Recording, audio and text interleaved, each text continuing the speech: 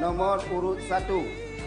Saya Insinyur pada tanggal 15 Februari 2017.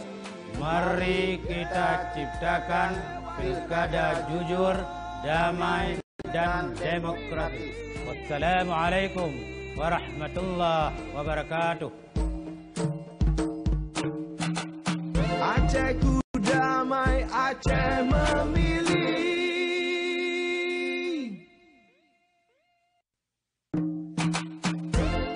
Suaramu dinanti. Assalamualaikum warahmatullahi wabarakatuh. Kami pasangan calon Bupati dan Wakil Bupati Aceh Besar nomor urut 2. Saya Saifuddin Yahya Aceh. Saya Juanda Jamal SP mengajak seluruh masyarakat Aceh Besar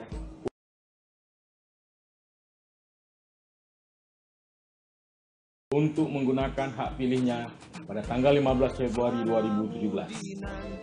Mari kita ciptakan pilkada damai, jujur, dan demokratis.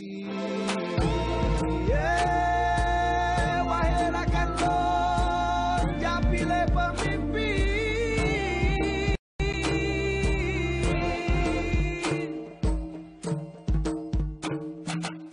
Acehku damai, Aceh memilih.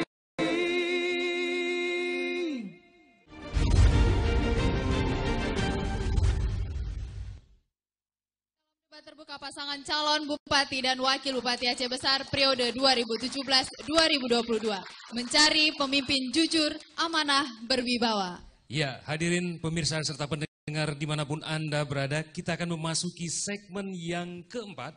Dan di segmen ini nantinya setiap pasangan calon akan kami berikan kesempatan untuk bertanya dan menjawab. Ada 2 pertanyaan masing-masing sudah disiapkan mungkin, dan juga ada 2 jawaban tentunya Pak. Baik. Untuk kesempatan pertama, untuk bertanya. Kita sampaikan durasinya dulu. Durasi waktunya nih Pak. Ada 1 menit 30 detik untuk bertanya. Ya, dan menjawab 2 menit. Jadi ada ring waktu 1 menit 30, mungkin kalau sudah putus, nggak sampai 1 menit 30 bisa langsung nanti akan kita jawab. Tapi tergantung kesepakatan bagaimana nih Pak. Baik, kita mulai. Untuk kesempatan pertama, kami persilahkan nomor urut 1 untuk bertanya. Waktu 1 menit 30 detik. Dimulai dari sekarang. Sesuai dengan penjabaran visi misi saudara tentang penegakan syariat Islam yang berlandaskan Ahlussunnah wal Jamaah. Apa yang Anda pahami tentang syariat Islam dan Ahlussunnah wal Jamaah? Dan bagaimana bila kita kaitkan dengan NU, Muhammadiyah, Parti Jamaah Tabligh Syiah dan Salafi Wahabi? Serta apa langkah konkret saudara dalam membendung pendangkalan akidah dan paham-paham yang tidak sesuai dengan Ahlussunnah wal Jamaah? Terima kasih. Mau ditambahkan Pak pertanyaannya? Cukup. Baik, silakan pasangan nomor urut 2 untuk menjawabnya. 2 menit dari sekarang kita mulai. Ini pertanyaan berat, tapi mudah-mudahan saya jawab. Pada dasarnya Islam di Aceh ini sudah mengakar. Islam di Aceh ini sudah masuk dalam sanubari kita, budaya kita. Sehari-hari yang nama Islam ya seperti yang kita kerjakan.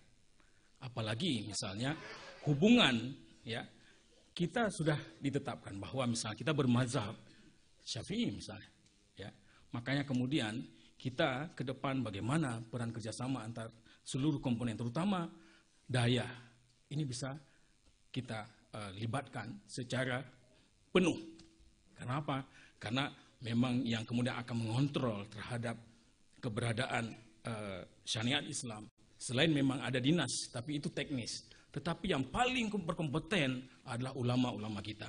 Jadi bagaimana peran daripada MPU, daripada dayah-dayah, ataupun organisasi-organisasi dayah yang terbentuk, ini ke depan bisa mengontrol, bisa memproteksi ini.